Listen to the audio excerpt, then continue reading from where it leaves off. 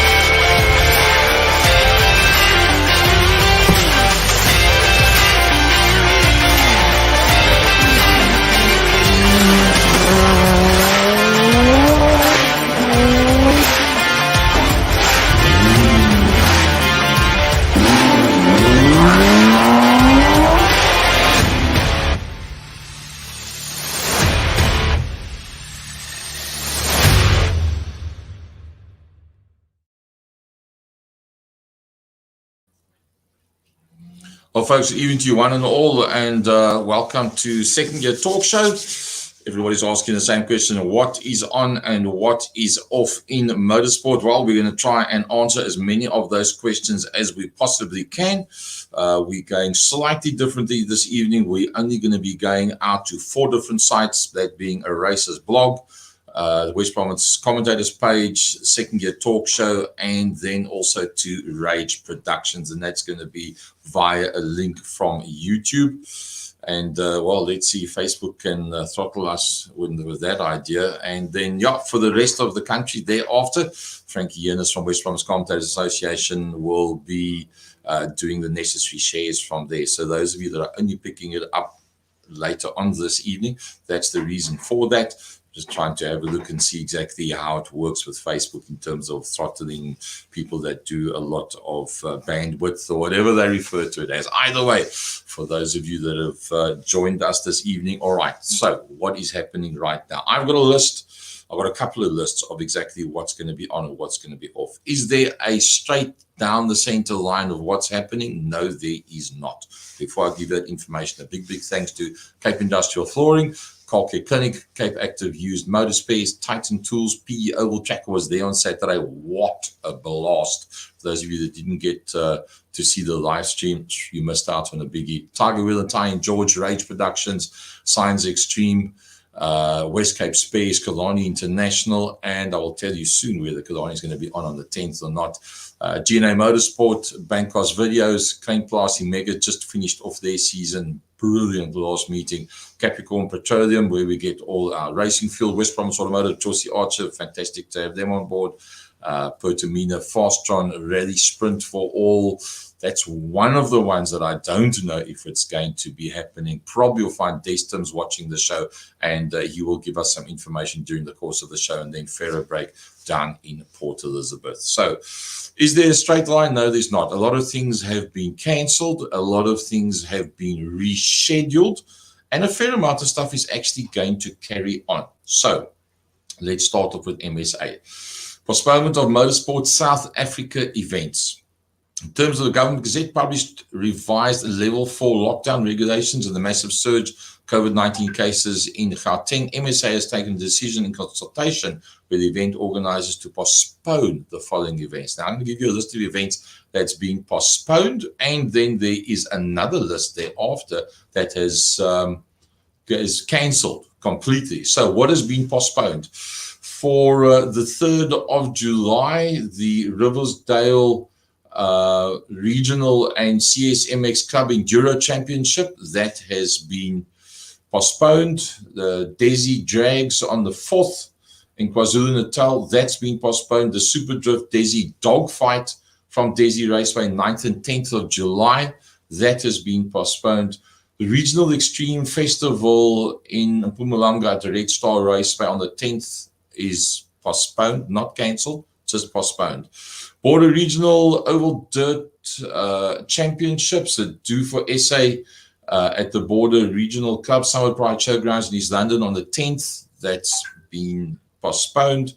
The Border Motor Club Karting on the same day, postponed. The GT Super Cup for Kiso, that's also on the 10th of July. That's next week, Saturday. That's also being postponed. I think that was going to be an endurance event, if I've got it correct. Victory Raceway, Vicky Gilmer actually asked the guys, do you want to ride, yes or no, in terms of the safety side of things? And given where we are in the season, it was decided by the drivers in conjunction with the committee that they were going to postpone that event. As a fair amount of the guys said, look, it's a bit dangerous for us, for our families, etc., etc. Let's rather not take the chance. Not cancel, purely postponed. 11th of July, Austin Healey 100 regularity rally. That would have been up in Gauteng in Benoni. That's postponed. The Algoa National Rally for the 16th and the 17th in Port Elizabeth. That one's been postponed. National Enduro Championship, Bathurst in the Eastern Cape. That's the Rover Club. That one has been postponed. Swartkops Raceway, the Endurance and Historic Tour from Swartkops on the 17th. That has been postponed. Short Circuit Racing for the Doobie Kart Club in KwaZulu-Natal on the 17th, postponed. Rover Enduro Club Championship, 17th of July, that has been postponed as well. 3 more, not cancelled, postponed. Keep that one in mind. National and Regional Karting Championship for Innigen Kart Club on the 23rd and the 24th. So they're moving quite far into the future, expecting an extension probably. The Camille 250, which was going to be in Northwestern Province on the 24th. Moto Kids was going to be announced at that same circuit. That one's also postponed. And the National Extreme Festival on the 31st of July at Red Star Raceway, that has been postponed. Right, what has been cancelled under MSA? The KwaZulu-Natal Regional Cross Country Bisley on the 4th of July, that's gone. It's not going to happen. Free State Regional and SPS Club Oval Dirt Championship, Schoemans Park on the 10th of July, next week, Saturday. That one's cancelled completely for Schoemans Park. And then also their meeting on the 31st of July has been cancelled as well. So Schoemans Park saying we're not going to run the next 2 races. And then unfortunately, from down in Cape Town, in Kuils River, the Blind Navigators Regularity Rally on the 31st of July, that one has been cancelled completely as well. Okay. Had a chat with Ann Buckers on the Wumsa side of things. There would have been a race, giving it away already, there would have been a race on Platinum Raceway and Newcastle this weekend. Both of those have been cancelled. As such, they're not giving any further dates from those 2 clubs, from Platinum Raceway and Newcastle, at this stage of the fight. And then the Polokwane Winter Classic, I think it's a Winter Classic or Winter Challenge. I think it's a Winter Classic. Kerry Ann Smith from Unique Raceway. That one was going to be on the 17th of July. They've put up a date for the 21st of August. And what I can tell you is that FC Nieuwoud is going to be going up there to go and commentate that one. So that one is one that we can really look forward to. Then let's go a little bit further. Kalani. Okay, so we did say the Extreme Festival at East London is off, but the Extreme Festival at Scribanti on the 10th is on Next week, Saturday, Scribante Extreme Festival. It's going to happen. Killarney Street Mania, which would have been tomorrow night, that one has been cancelled. The streetcar track days that is set to go up now, that's been cancelled. And the bike track days have been cancelled as well. But to the amazement of many, many people, Killarney 10th of July, it is on. It's going to happen. Killarney International Raceway, the home of motorsport in South Africa. And I can see Frankie Yennis backstage, big smile on his face. Says, Yebo Gogo, we're going down to Killarney. We'll be up there in the commentary box and enjoying that one. It is down to driver +2. Had a chat to Des Eason. Des says, look, let's put it this way. We're going according to what the legislation says. If it's possible to do it, we're doing it. If it's not possible, we're not doing it. In general, you find the smaller, irregular type events, and when I refer to that, other than the main circuit race itself, where everybody's been there, done that massive big pit area, both sides of the front straight, where you can spread everybody out, that is okay, and that they're going to carry on with. The other, which is pretty much Mr. Public off the street, the government gazette legislation as such says no can do. Chances are you're not going to be able to have everything as strict as what we need to have it. And for that reason, they have now cancelled that. So the main ones for next week, Saturday, is Scribante Extreme Festival. That'll be going out live to the best of my knowledge. Greg Maloney and Dave Peterson will be doing that. And then Killarney International Raceway, Frankie Yennis, myself, and our co-commentator out that side will be coming to you live, gratis, free, and finite as well. So you can have a bonanza session next week, Saturday, on Watching Motorsport. Right. Having said all that, there has been a pretty long season that we've had so far, and a number of the clubs have now closed off on their seasons. So I thought we'll do a quick wrap-up of Weskus, Cape Out Drivers, Klein Classy Mega, what's happening with the Klein Karoo, what's happening with the Do for SA MSA Nationals in Oudtshoorn, what's the latest from Victory Raceway, what's the latest from PEOTR that's going to be having the Woomsa, hopefully having the Woomsa Nationals in the next month or two as well, and then also looking at East London side of the world. So the only way we can do that, let's get hold of the people that know what has actually happened there. Frankie Yennis, good evening to you. Gaza, how's it, man? Sweet like a lemon. FC Nieuwoud, are you well, Squire? I'm always well, just freezing my ass off. Well, yeah, I was going to say coming to you from a hot, sunny, blustery Cape Town, but unfortunately not. The man with the knowledge and all the promo in the background, Sergio Abrams, good day to you. Hi, Gary. Hi, viewers. How are you doing? Fantastic. Right, so let's do a quick wrap-up of some of what has been happening down here in Cape Town. And the Western Cape area, and then we slowly but surely start moving up north. So starting off with Weskus, Frankie, you and I had the opportunity to go to 2 of the 4 meetings there, 17 years down the line, reopening the track. It was pretty fantastic to be able to go there at least twice out of those meetings.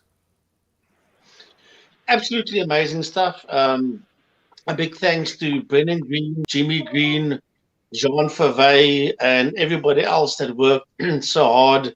CJ Mostert, his wife Michelle, and there's so many others that worked in the backstage and the back scene to get that club going after 17 years. But even though you and I went there on 2 occasions, I must say FC Nieuwoud sailed the ship for us, and FC did all 4 of those events, of which we are both really grateful to FC4, because he kept the passageway cleared for us there, or for the 3 of us, and the Sergio, the 4 of us, as if he doesn't race over there, Sergio. So FC, yeah, you went there for all of them, and yeah, it's amazing to be back at West Coast Oval Saldanha once again. Yeah, look, what the guys have done there in the short amount of time and under very, very difficult circumstances, they've actually managed to pull a big rabbit out of the hat, and excuse me, a big thumbs up to Jean Verwey, Gary Verwey, Brennan and Jimmy Green and the whole team, the rest of the committee. I know Valiala Meyer and Quentin Venter and the guys are all involved there. So, yeah, under very difficult circumstances, they managed to put together a very short season.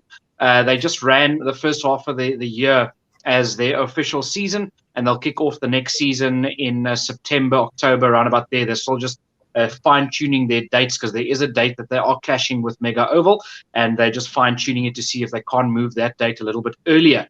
But on the championship side, even though they only did 4 races, they still managed to crown a couple of champions in the different classes.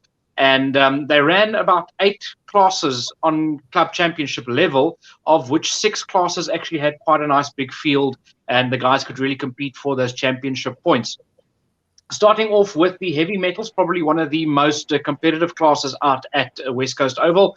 And Gawie Smit was the man that basically led them there with Siebert Neetling. The two of them campaigning almost every race and scoring a whole heaps of points. And that's basically your top 2, with Gary Verwey just doing one event, managed to work himself up into that 3rd position. 2.1's also very, very competitive. They had about 7 drivers that scored points over the course of the season.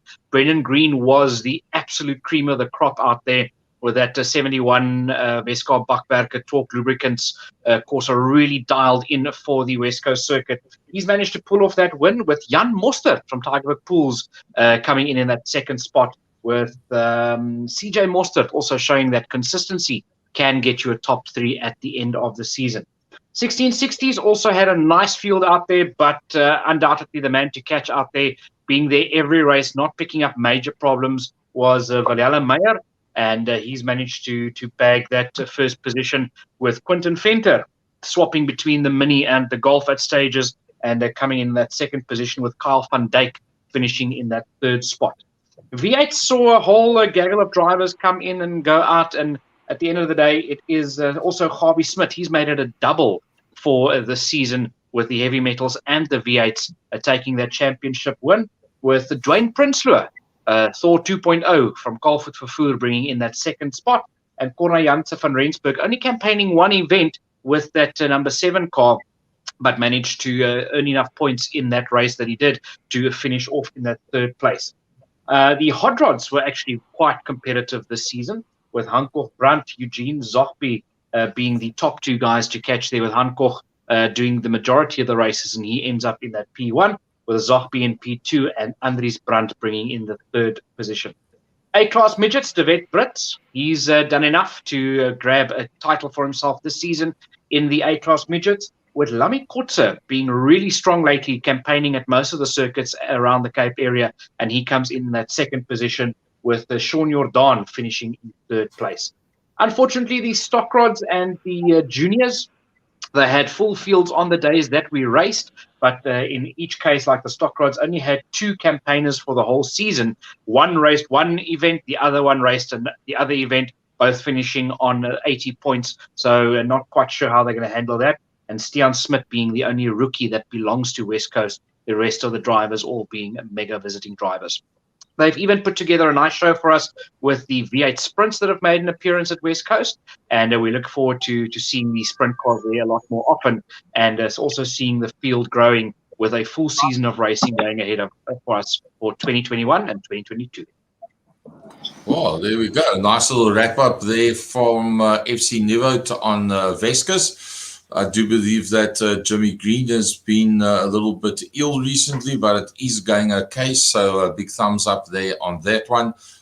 They have got some dates. I think there's 4 dates that they have already put up for the 2nd half of 2021, starting around about week 3, if I got it correctly, in September. FC has put that up on Rage Productions, and that'll be shared across to the other sites as well. So having said that, Frankie, it's been a pretty inspiring, should I say, I think is the right word, little short session that we've had at Cape Hell Drivers. They're running from January through to December, so they are pretty much mid-season at this stage of the fight.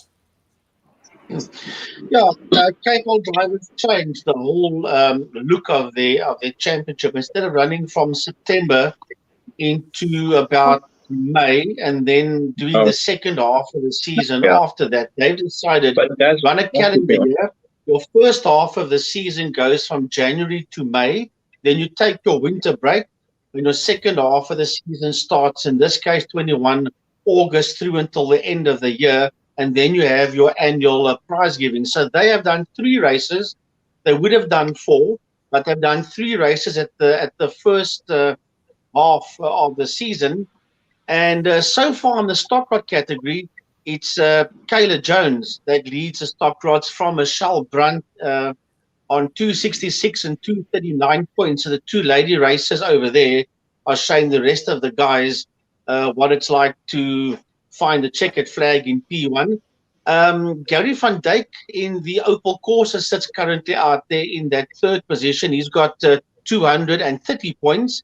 And then tied on 4th position is Denrich van Tonder and the newcomer Adrian Ruthenberg. They're both sitting there on 162.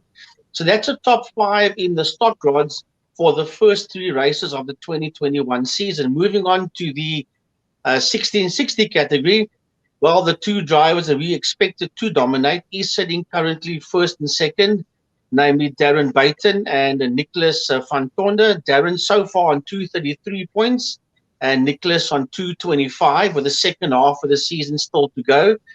And then on 211 points in 3rd position is actually Donnie van Niekerk, the man that races Clubmans on the main circuit. So Donnie has found his feet very well there in the 1660s.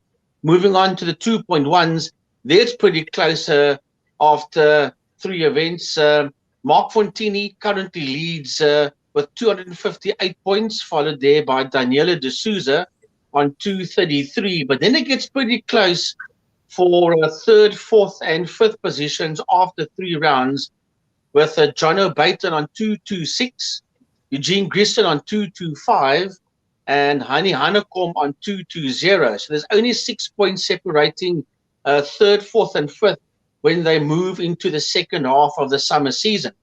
Then moving on to the heavy metals class A, Ruan van der Walt is the man that's leading there after 3 events on 212, with a James King on 192. It could have been a lot higher for James. He never had bad luck at the 3rd event.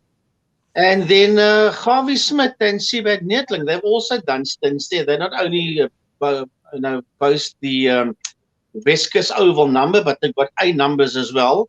And Harvey's currently sitting there in that 3rd position on 162, Sibad Netling on 142, and then Kwesi Veyes in P5 only on 89. But remember, Kwesi didn't do all of the races in the first half of the season. The heavy metals B, well, that is dominated by Emil Lange. He's on 270 with Anthony Rumer on 178. And then sitting there in 3rd position is Rudolf Strydom on 137. Now, he didn't do the 3rd event before we went into the winter break, but he's done enough so far to hold on to that 3rd position. Then moving on to the junior development A, well, there's only one driver there. It's Christoph Etzebeth. He's on 270 points. He had other drivers there with him, yes, but they were all drivers from Mega Oval in Worcester that came to race there with him. Johanna Kuchlenberg was in there with him. Alonso Picard was in there with him. Diema van der Merwe. They were all there, but they were all guest drivers. So he's the only driver so far that's in the development class A in the Volkswagen Fox.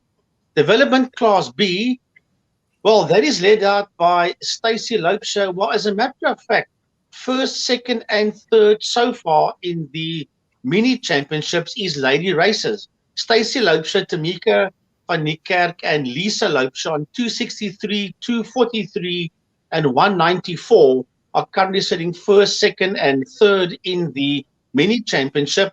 And then the 2 Cope brothers in P4 and 5, Bradley and Brandon on 155 and 123. So there's a long second half of the season still to go for all of the junior drivers.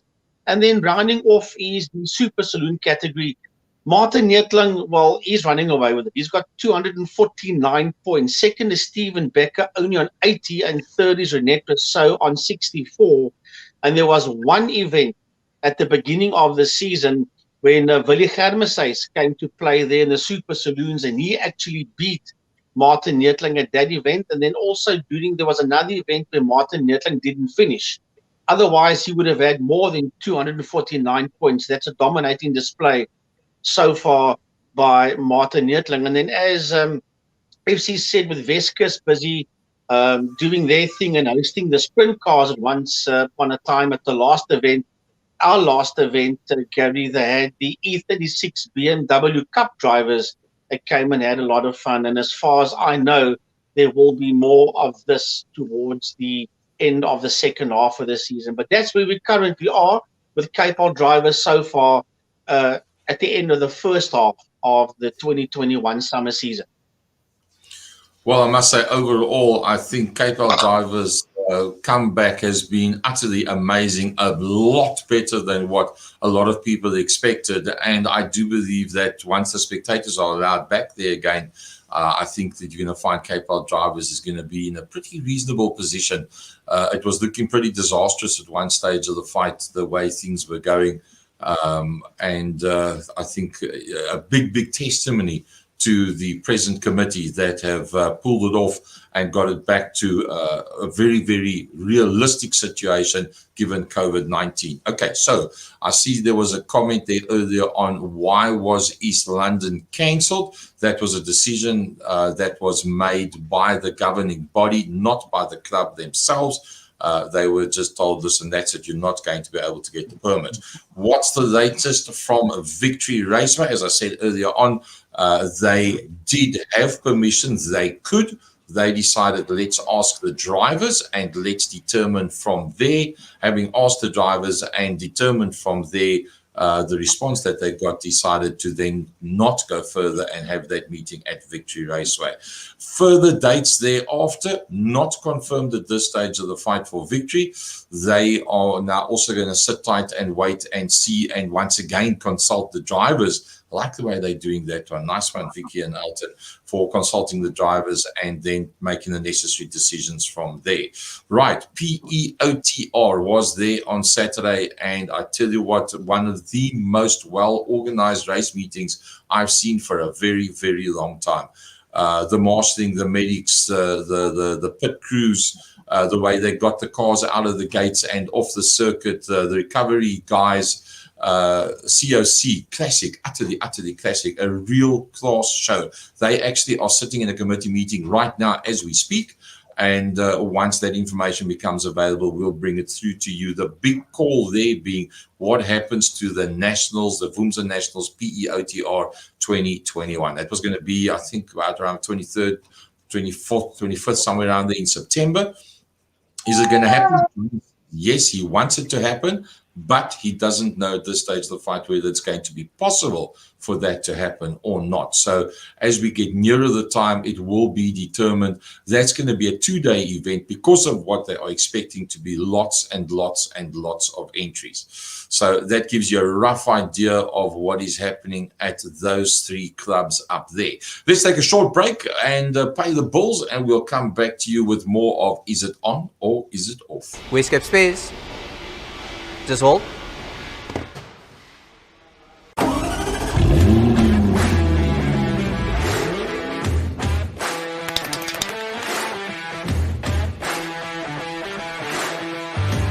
Yes, it's the 2017. I've got it in my hand. Perfect. See you in an hour. Wescape Motor and Buggy Spares are located in the Blackheath Industrial. We have a wide range of good used parts. We also do new parts, new tires, new engine components, mechanical repairs. We rebuild engines. The service that we provide exceeds our reputation. You'll always find someone to assist.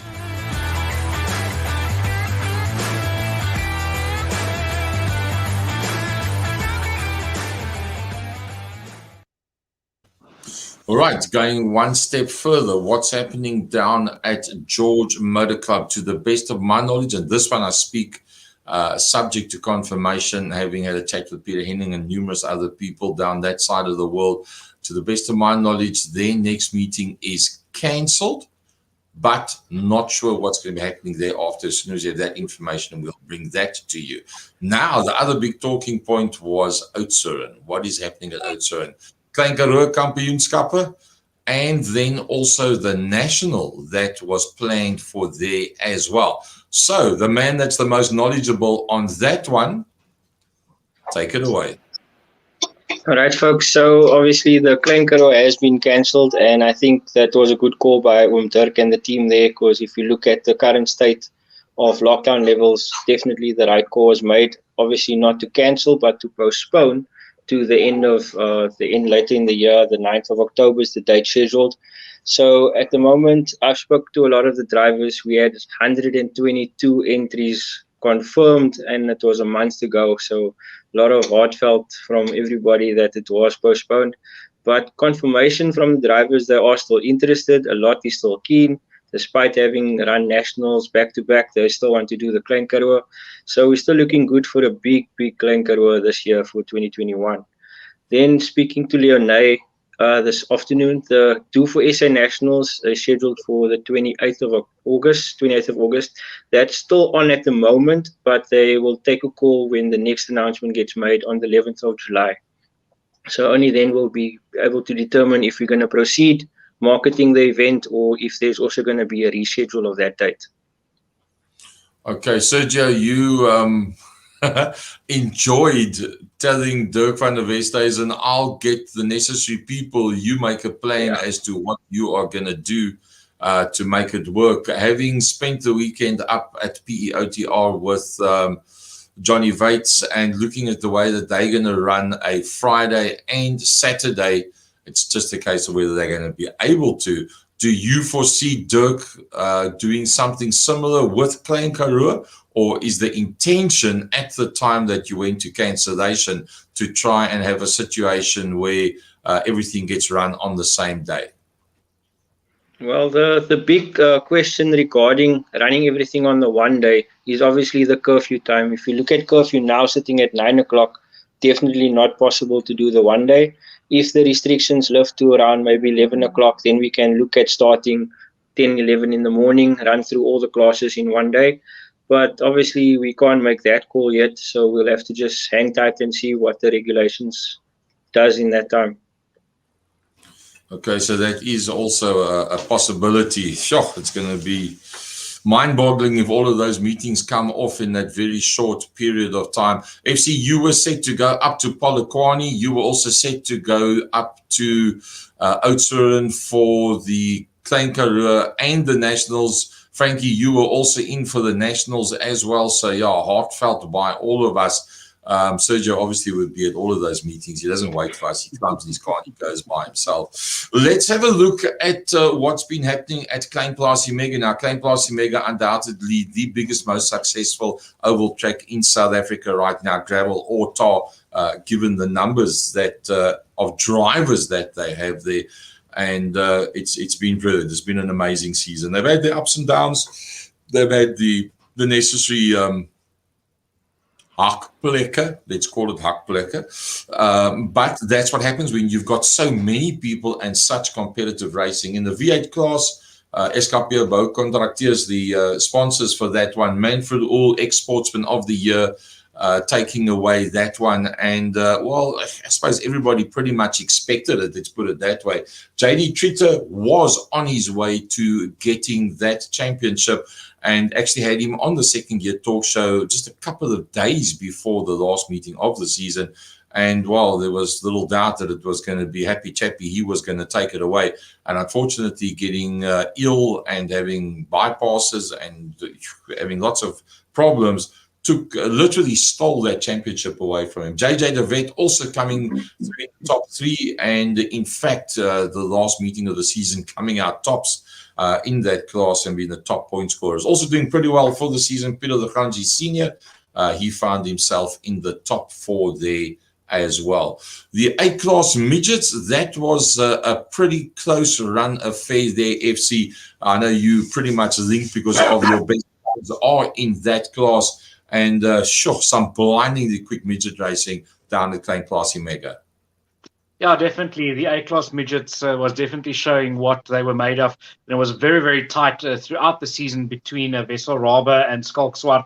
But Wessel did miss a couple of the races at the earlier stages of the season, and that left it wide open for the rest of the guys. Skalk Swart was, most of the times, he is the man to catch out there with that triple X chassis of his. He led the championship for most of the season, I think for the entirety of the season, actually, and he's managed to walk away with that one. Dante de Ronda actually had a very good season out there, and he's managed to hold on to that second position behind Skalk. And Anshin Lloyd was the surprise there in third position, once again showing that you don't necessarily have to be the fastest out there, but you have to be at every meeting and you have to finish every race to score points. And that's how she's managed to wrap up that third position. Looking at next season, it's going to be very close as well. I know Vessel's busy with a new car.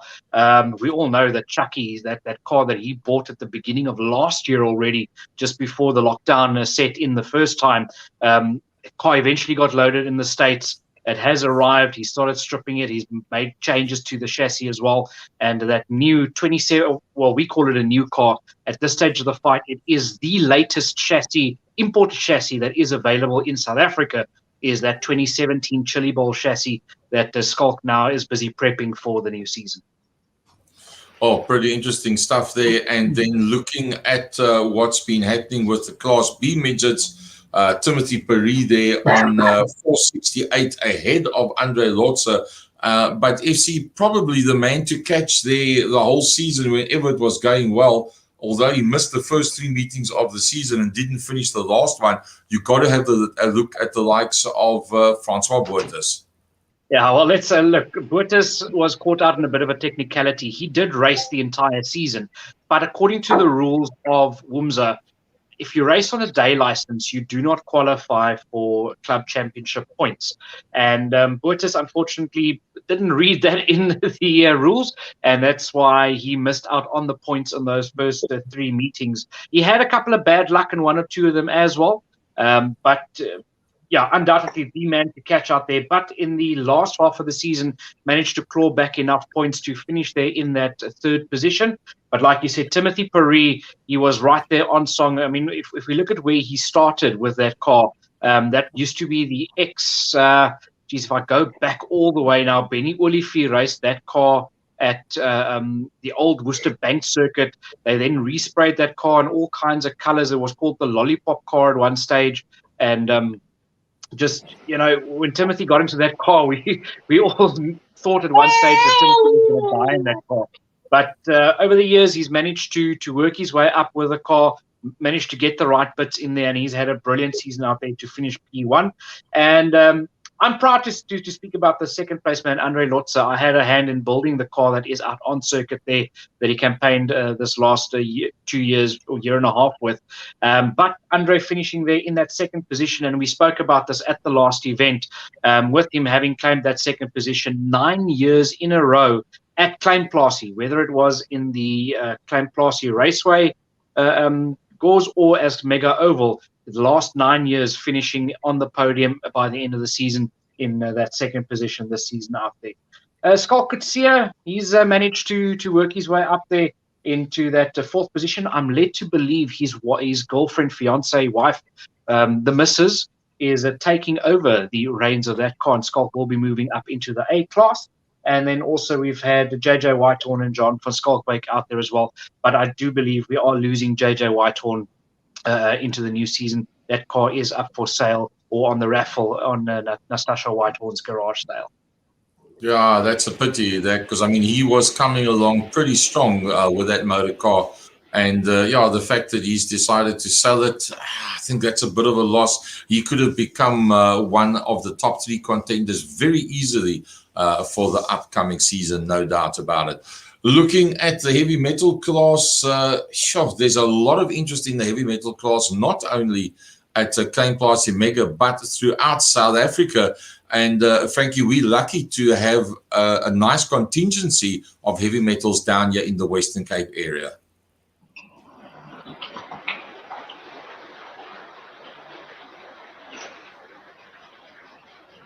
Oh, looks like Frankie's got connectivity problems. Frankie, can you hear us? I'm back. Back.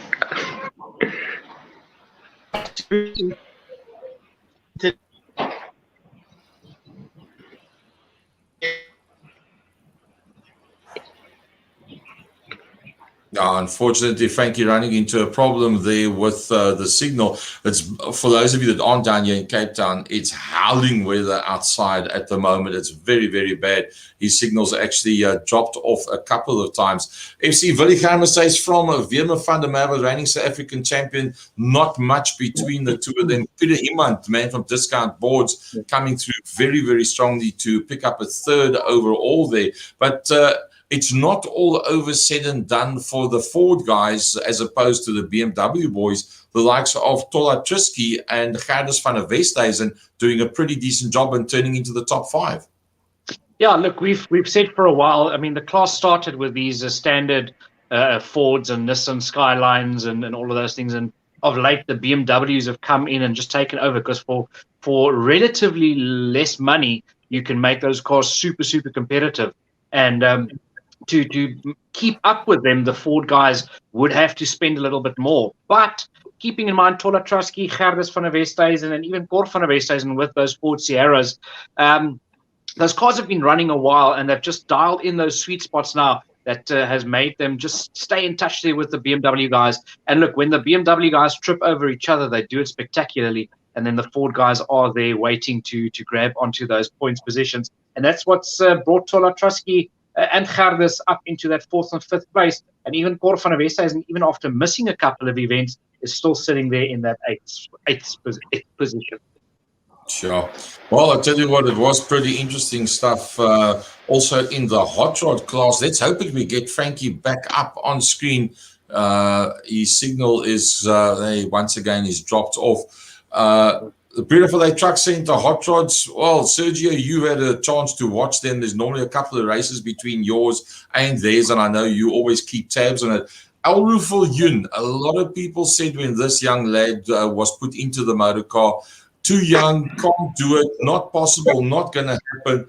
He blows everybody by more than 150 points at the end of the day. Al-Rufal Yun from Tyrone Els, Henk Els, Manfred Uhl, and then Llewellyn Kotze. Yeah, always big names in the Mega Oval Hot Rod class. Elro definitely, I mean, coming from the minis, dominating there, going to the stock rods, doing exceptionally well as a kid in the grown-up stock rod class. And then this season now taking on the hot rod, the rotary, lots of power under the foot, but definitely shows that consistency is definitely key when it comes to winning your championship in any class. Yeah, no doubt about it. And I think he can really take a pat on the back. I think his dad can take a pat on the back as well, because it's basically Papa Bear that's put it all in place and said to the young man, I believe in you and I'm going to run with you. A little bit further down there, Hansie Moore from Jacques Lutz, Clive Meyer, Etienne Olivier, Eugene Zogby, and so the big names carry on from there on down, that being in the hot rod class. 2.1 modified saloons, and it looks like we got Frankie back up. Let's see if we can pick Frankie up. Yeah, he's back with us. Frankie, 2.1 modifieds. That was a battle royal up front. Now, first of all, sorry, where I was close to the winter. Hopefully things are a lot better now. Yes, in the 2.1 modified saloons, I'll tell you what, that was an absolute fight out there between JP du Plessis Jr. and Tertius van Tonder. JP Jr. winning it by 528 points. Tertius van Tonder ending second on 490. Alistair Simpson finishing there on 411, and Eugene De Wet on 350 points. That was the top 4 for the season. But I'll tell you this for nothing. These 4 drivers didn't have it all their own way. It was really, really hard stuff out there. JP Kotze, Ricardo Davey, Peter Niemann, Craig Brunt, just to name a few drivers, really stepped up to the plate and made them work very hard. And there was numerous other drivers in there as well. That really, Tian Kluter and lots of the Golfs there that came through as well. And I'll tell you what, it was pretty hard in that class. There were never less than 18, 19 cars at any race event. So yeah, your 2.1 modified saloons was one of the classes where the drivers really had to battle out there for honors for the season. No doubt about it. And then Bessie Bester transferred modified 1660s. Yeah, Bessie Bester still in ICU. And yeah, it's been 4 weeks now that he's been sedated in ICU. So hearts and minds and thoughts go out to Bessie Bester, the sponsor of the 1660 class for the season.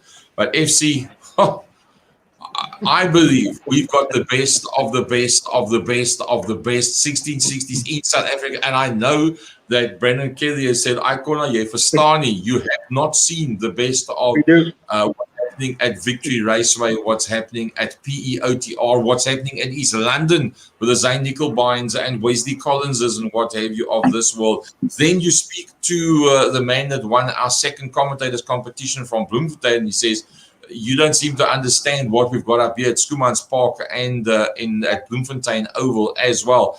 I still say, FC, the best of the best down here in the Western Cape. Oh yeah, definitely, undoubtedly, I would say. You'd have to be a very, very brave man to bet against any of these top guys that ran in that whole top 10, top 20, even you can say, are all capable of winning a race meeting, or even a championship for that matter. And I mean, if you look at that top three, Tertius van Tonder, the second, 453 points. Francois Engelbrecht, 432 points. That's 19 points over the course of a long season, and there was only 19 points in it. I mean, had it been a case of a broken car for Tertius at the beginning of the night and he was out, it would have handed the championship to Francois. You've got Tertius van Tonder the third in there on 410 points. So the Van Tonders cleaning up house there in that top three. Francois van Rijn was in there. You've got Jacques du Plessis that finally seems to have sorted out the gremlins on the Exa. He finished there in fifth position. Kwesi Weyers, let's be honest, that rear-wheel drive Tigra that he's campaigning in the 1660s, that seems to be the route that would have to be taken if you want to stay competitive. The front-wheel guys really struggling to keep that car behind. And once he's past you, there's no way in hell that you're going to catch it. But I mean, someone like Kwesi, he's down there in sixth position. So that just tells you how tough it is out there. If you miss one race, you're out of it. And these guys race hard. I mean, body panels had to be replaced after every meeting, I would say, on some of these cars. And then even that Mini of JP du Plessis that manages to keep them out there, he finished down in 10th position. So let me just check here, I think it's something like 42 drivers that have signed on to the club and scored 1 point or raced in a race at some point during the season. And to finish in that top 10, you can give yourself a big pat on the back. Oh, no doubt about it. Anybody that comes out top 10 at Klein Plaasie for 2021, you got to be really good, and you will be a factor at a Klein Karoo. You will be a factor at a Woomse or do for SA National, no doubt about it. But let's talk stock rods, Frankie. 40 stock rods taking part during the course of the season down here at Klein Plaasie. Excuse me when I look down, because I've got a lot of notes that I have to read. I'll tell you what, man, it was amazing. Together with the 1660s, this class had to be split every now and then. You just couldn't put them all together.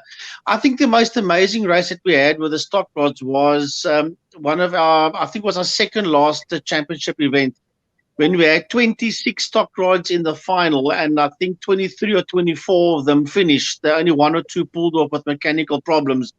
But look, this season was dominated by our chairman, Sheriff Woody, Mr. J.D. van der Berg himself.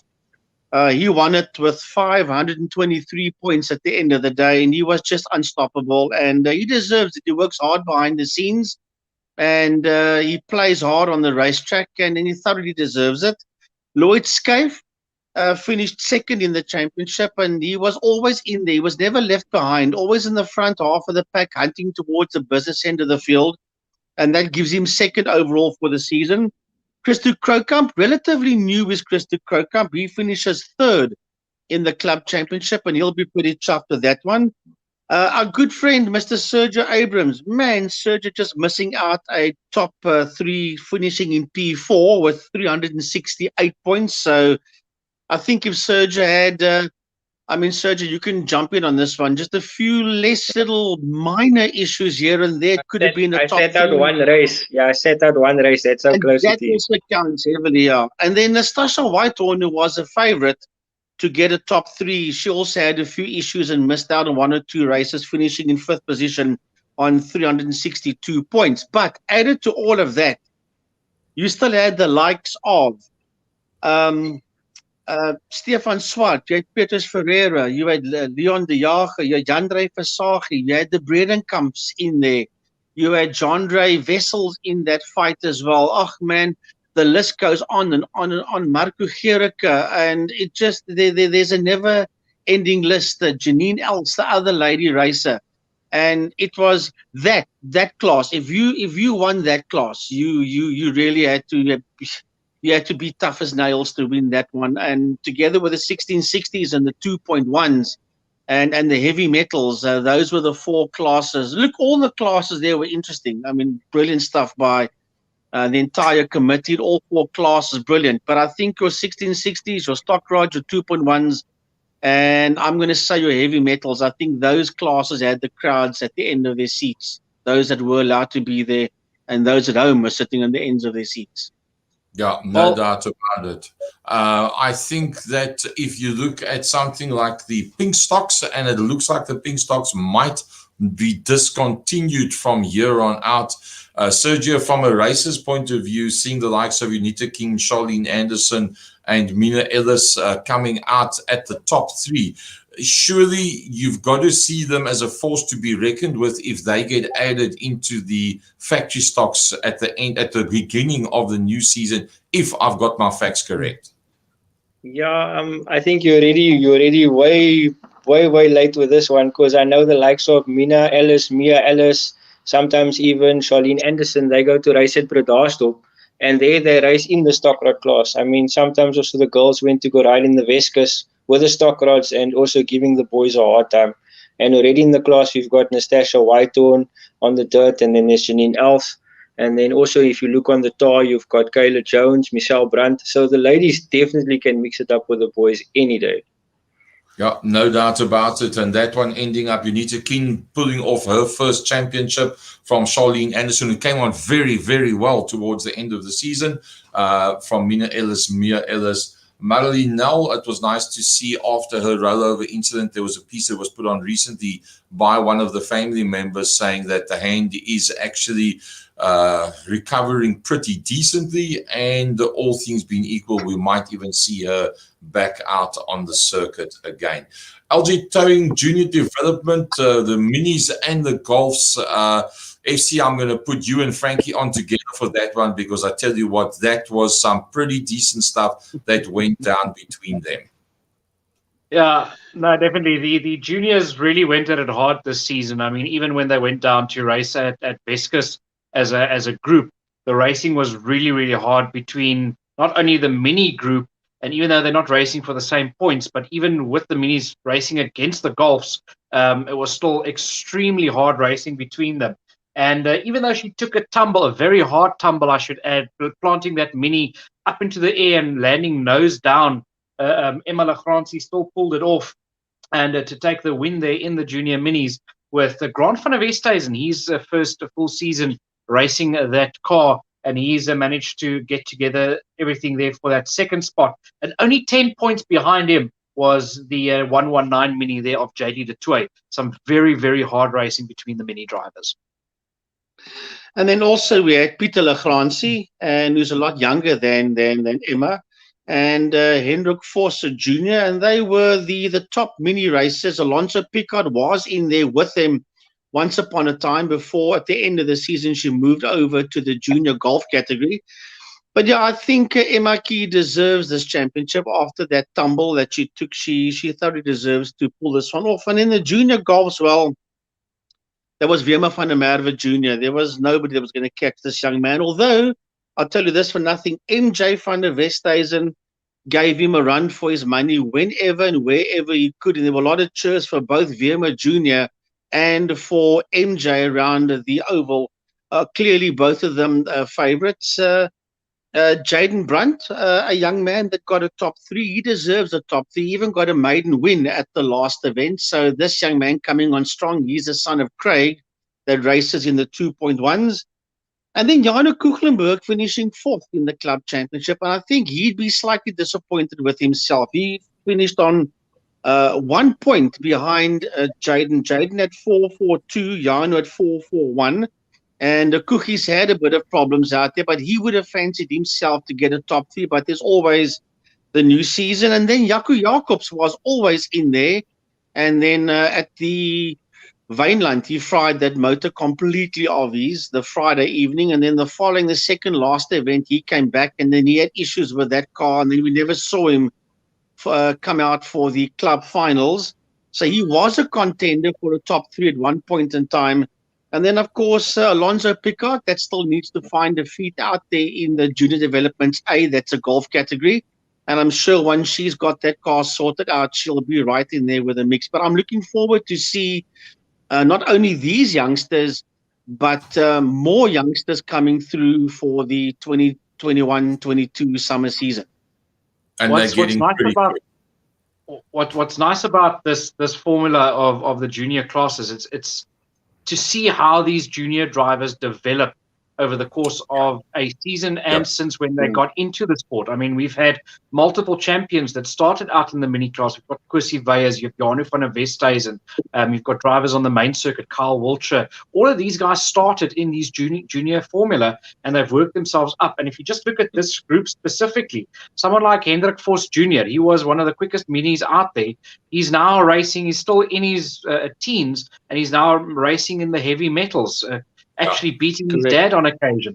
If you look at somebody like Jaden Brunt, last season, you had that boy get out onto a circuit with a Golf, not even on a race day. They go for a practice. He writes off the car, takes it out to zone, plants it in a ditch, and working himself out and developing as a racing driver and taking home a 3rd place in the championship. Yeah. No, brilliant stuff. It's always nice to watch the youngsters come through, having put both of my kids, Gavin and Carmen, through minis and then moving up from there, Carmen to main circuit and Gavin to 2.1s and then the 1660s, which is becoming a stupidly quick class. It's lovely to see the way that they develop as a person and as a racing driver as such. Talking about, we're just about out of time. One more class to go, Westcape Spares Tap and Spin class. Frankie, apart from the guest appearance by FC Nieuwoud at the closing event, the rest of the season was very, very exciting. Yeah. Well, I'll tell you what, excuse me, folks, if there's movement. I'm trying to hold the cell phone still. I had to move from the room to here. Look, it was always on between Werner Smith and Bronley Dick for 1st and 2nd in the championship. And that's the way they ended with Francois Berger finishing there in that 3rd position. It was hard. It was tough. It was difficult out there. I know a lot of drivers decided, listen, we're going for wins. We're not going to go tap and spin anybody. FC, I know, had a lot of fun out there at the last event in his Datsun Stanza, so he can tell you what it was like. But yeah, it was hardcore. We had all the other Beetles out there as well. Martin van der Westhuizen was out there in the Beetle. And there were so many other drivers. Francois van Velsleben had a Beetle at one stage. He ended up with a Toyota. And there was, so many other cars that came and went in that class. Tian Kluter and his Datsun was in with a fight as well. In the early stages of the season, he was in there, but he faded towards the end. Then he shifted over to the 2.1s. But I'm also led to believe, and I do speak under correction, guys, maybe you know a bit more than what I do, but this tap and spin class is going to continue next year, but the rules of the tap and spin class is going to change a lot. There's going to be more of a, how can I say, remember, Gary, back in the day when you raced at the Tygerberg Racer, when you became a club champion, it was a contact class where you were allowed to tap and somebody and turn them towards the infield on the exit of the corner. So it's going to be more racing than what it's going to be tapping and spinning each other all over the place, because there were times that I must confess I knew was first and second, but I couldn't tell you who was third across the line. So, and I think FC, you can maybe answer as well. So yeah, I'm led to believe, and I do speak under correction, but it's going to change slightly for the coming season. Yeah, look, the dustbin, as I've dubbed her, she is coming to Cape Town. We are going to do some work on her. So I am waiting for the rules. They were supposed to have a rules meeting or a club meeting on the 10th of July at Mega Oval to discuss all of these things. But from what I've heard is the rules are going to stay very similar. They're just going to change. The main thing that's going to change is the name of the class. And the class has been misnamed, I must say, from the beginning. It wasn't supposed to be a banger style class to start off with. It's supposed to be a racing class, but you're allowed to make contact. Remember, under both of our governing bodies, most of the classes actually are a non-contact class. You wouldn't say it if you look at some of the action out on track, but most of the racing is actually supposed to be non-contact. But obviously they do take into consideration racing incidents, and things can get heated. But what they're going to do with the tap and spin class, from what I'm led to believe, it's supposed to be like a standard class. The same thing what the Stockrots were supposed to be. A lot of these classes start off with something, and then they mutate into something else. So this is going to be more of like a standard class, but you can bring, I know with the Stockrots you're limited to a 1600, but with these guys you can bring an 1800 and you can bring a this and a that. But the key word is standard, and the same with the suspension. And that's what makes it tricky. So the public and even us, I mean, I was one of those people. We were misled by the name tap and spin class. We wanted to see contact going into every corner. We wanted to see them take each other out down the straights and all of that. And it's not actually what it was supposed to be. It was a racing class where you can come with what you have in a standard form and race against each other. If you are faster than the guy in front of you and you can't get past him without making contact, you can give him a nudge, say, I'm here. You can either move out of my way because, hey, let's face it, I caught up to you. You are slower than me. So get out of my way so I can go catch the guy in front of you. And the second time I've warned you that I'm there, you don't move, then I can take you out within the rules after the apex of the corner going into the straight. And I can tell you, I tried my darnest on Saturday to actually take somebody out. It's not that easy. I know it was my first time, but even the guys racing in the class say, look, it's not that easy. With the cars being standard suspensions and supposed to be standard motors and what have you, you've got that speed differential, but actually getting to that driver in front of you and actually spinning them, it's very, very difficult. And especially with me, like my talent ran out in that final corner. I had Janine Els lined up perfectly, put my foot on the accelerator just to get to her. And with my slightly older tires and worn shocks, there was just nothing to keep me from going around in circles myself. And then the other problem, and this is where I'm advocating for the class, stop giving them a wet track, because with those standard suspensions, those things are useless on the track. I mean, heat number 1 was fine for me. It was my learning heat. I think I only spun once or twice. I could be ugly and mute him now because he's moaning about the wet track, but I put him back on. But you finished fourth. But yeah, and then that second heat, they basically drenched the track before we came out, and you can't even think about touching the accelerator. Then those cars with those standard suspensions just goes round and round. You can't keep it going in any. You see, there's moaning again. I'm going to mute him a second time until he stops moaning. I think he just swore. And until you can go in a straight line. But that final was awesome. That was the perfect track for that. I like it when you talk positively. But that's what I was saying, FC. They're going to literally just, as you say, they're going to basically have that meeting, as you said it, and say to the guys, listen here, it's basically a modified or a standard saloon, call it standard stocks or something like that class where it's normal racing, but you are allowed to tap and spin a person out. And basically take it from there, because let's face it, there was a bit of confusion, but I think it's a winning class. It's a winning formula. If the drivers drive it the way that they're supposed to, I believe that this is a class that will pick up in numbers, and you'll have the same amount of numbers out as what you got in the stock trot 1660s and 2.1. So if they amend it that way, as you say, it's going to become a very popular class.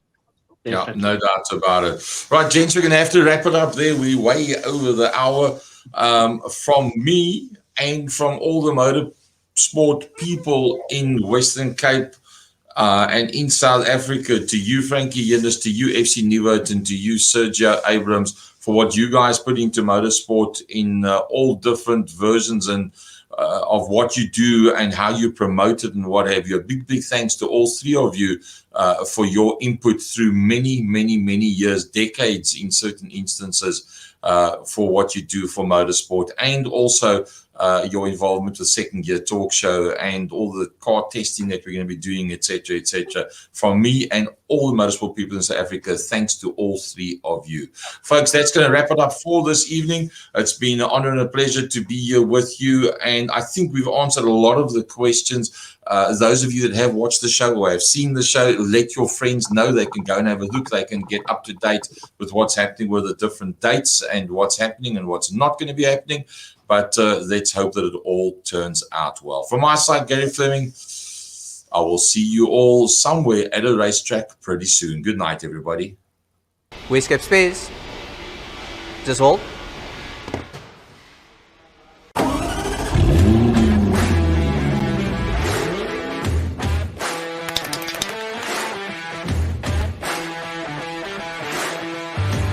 Yes, it's the 2017. I've got it in my hand. Perfect. See you in an hour. Westcape Motor and Buggy Spares are located in Blackheath Industrial. We have a wide range of good used parts. We also do new parts, new tires, new engine components, mechanical repairs. We rebuild engines. The service that we provide exceeds our reputation. You'll always find someone to assist.